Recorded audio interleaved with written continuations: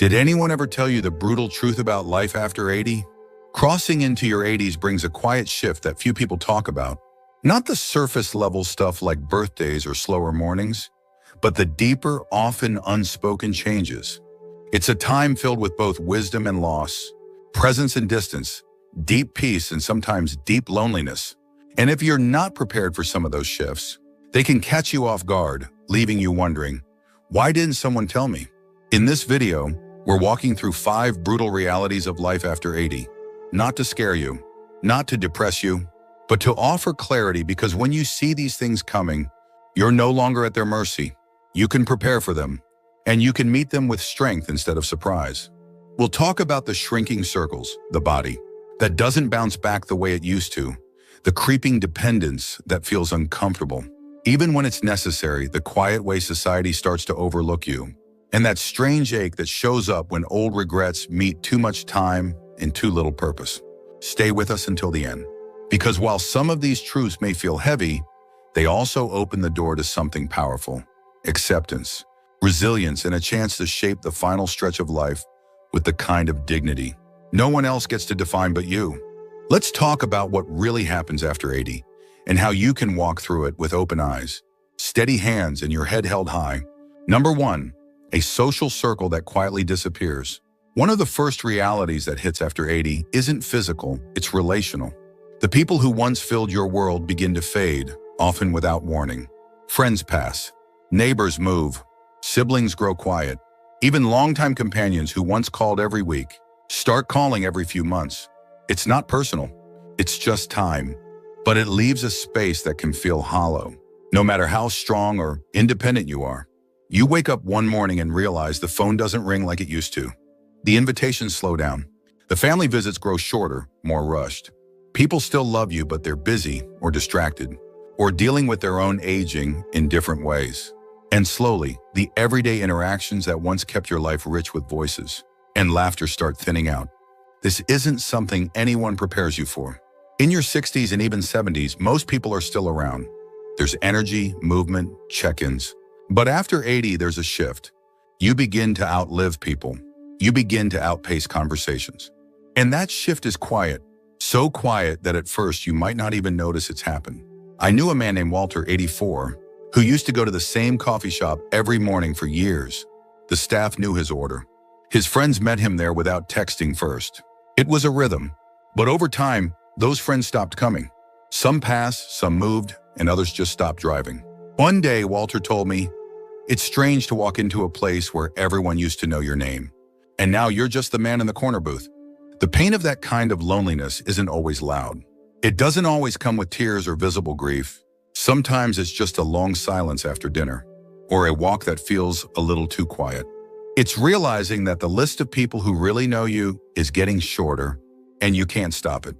But knowing this reality means you can do something about it.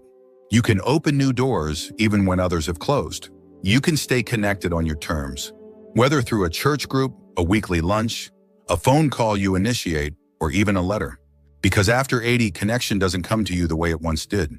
You have to go get it, and that takes courage. But you've made it this far. You already have that courage in you. Number 2, a body that stops bouncing back. By the time you reach 80, your body doesn't whisper, it speaks clearly. The little aches that used to come and go now linger.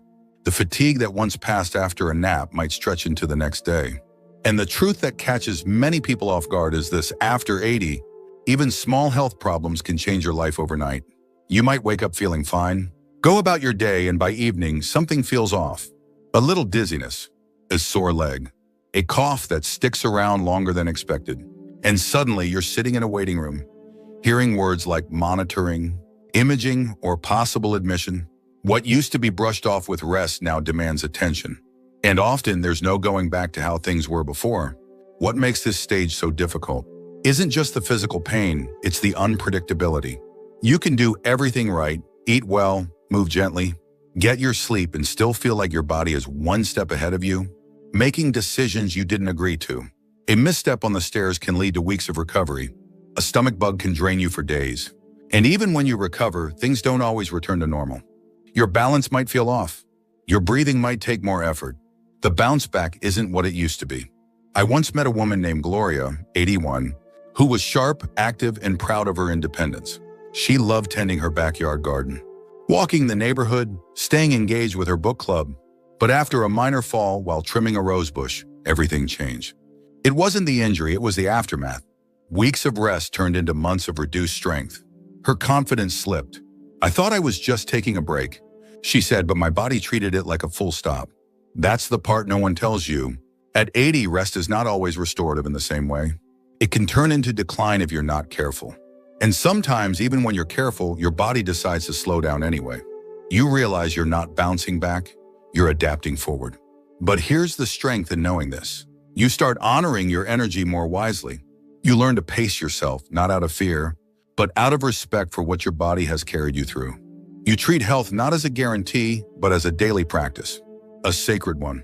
And when you do that, even if the bounce is gone, your footing becomes steadier. You walk slower, but more aware. You rest longer, but more intentionally. And you begin to see that even a slower body can still carry a strong spirit. If you're still watching this video and finding these insights valuable, please comment number 2 below to let me know you're here. And if you haven't subscribed yet, I recommend you subscribe and turn on the bell so you don't miss any videos. Your support helps us continue creating good content to inform and inspire you. Now let's move forward. Number 3, a growing need for help no matter how independent you are. One of the hardest pills to swallow after 80 is this. You start needing help for things you used to do without thinking. It doesn't happen all at once. It creeps in quietly, subtly until one day you notice. You're avoiding the high cabinets. You're holding onto the railing just a little tighter. You're hesitating before getting behind the wheel on a rainy day. And even though part of you still feels capable, another part knows some things aren't as easy anymore. What makes this reality difficult isn't just the physical shift, it's the emotional one. For those who've lived decades taking care of others, the thought of becoming the one who needs help can feel deeply uncomfortable. You may start feeling like a burden, or you may begin hiding what you can't do, skipping the grocery trip, not telling your kids you tripped, trying to fix the light bulb on your own. Even though your shoulder's been hurting for weeks, the desire to stay independent doesn't go away. If anything, it grows stronger. But the truth is, independence after 80 looks different than it did at 60. It's not about doing everything alone. It's about knowing when to ask for help and being brave enough to accept it. I knew a man named Eugene, 85, who prided himself on doing everything himself. He had lived through war, raised 4 kids, built his own shed out back with nothing but spare wood and determination. But one winter, he slipped on his icy driveway. No broken bones, just bruised pride. He didn't tell anyone. But his daughter noticed something was different. She started showing up once a week to bring groceries and stay for coffee. At first, Eugene resisted. "I'm fine," he'd say. But over time, that coffee became a ritual. And eventually, he admitted something that surprised even him. It's nice, not having to carry everything alone. That's the shift. It's not weakness, it's wisdom. Knowing that accepting help isn't a loss of independence, it's a way of protecting it. Because when you allow someone to help you climb the stairs, or drive you to the doctor, or carry that heavy bag, you're actually giving yourself more years of doing what matters most. And not all help has to come from people. It can be a grab bar in the shower, a stool in the kitchen, a reminder on the fridge. These little supports don't take away your dignity. They preserve it. After 80, the bravest thing you can say might just be, "I could use a hand." Because the older you get, the more strength you show by choosing safety over pride, peace over struggle, and connection over isolation. Number 4, a presence the world starts to overlook. One of the more painful realities of life after 80 isn't about your body or your memory, it's about your presence. Slowly, you begin to feel invisible. Not to the people who love you, maybe, but to the world at large. The cashier looks past you to the person behind you. The doctor talks to your adult child instead of you. The server at the restaurant assumes you can't hear, or think, or decide for yourself. It's subtle at first, then it becomes more frequent. And even if you try to brush it off, it lands somewhere deep. Because no matter how old we are, we still want to be seen. And when you've lived a full life, worked, raised a family, made decisions, weathered storms, it's jarring to feel dismissed just because your skin has folded or your hair has grayed. What hurts more is that it's rarely meant with malice. A fast world that forgets slow steps still carries stories. A society obsessed with youth that forgets the strength it took to reach this age. And unless you speak up, you risk shrinking. Not because you've lost your voice, but because others stopped listening. I remember a woman named Irene, 86, who volunteered at a local museum. One day, a visitor asked the staff a question she could have answered in her sleep. After all, she'd lived through that very decade of history, but the question skipped right over her. When I asked her how she felt, she just smiled and said, "I'm used to it." But there was sadness in that smile, the kind that comes from being seen as furniture instead of fire. But you are not furniture. You are not background. You are still here, still thinking, still contributing. And just because the world sometimes forgets, that doesn't mean you have to. So what can you do? You speak anyway. You ask the questions. You offer the opinions. You vote. You share your stories, even when no one asks. You stand up, even if your knees wobble.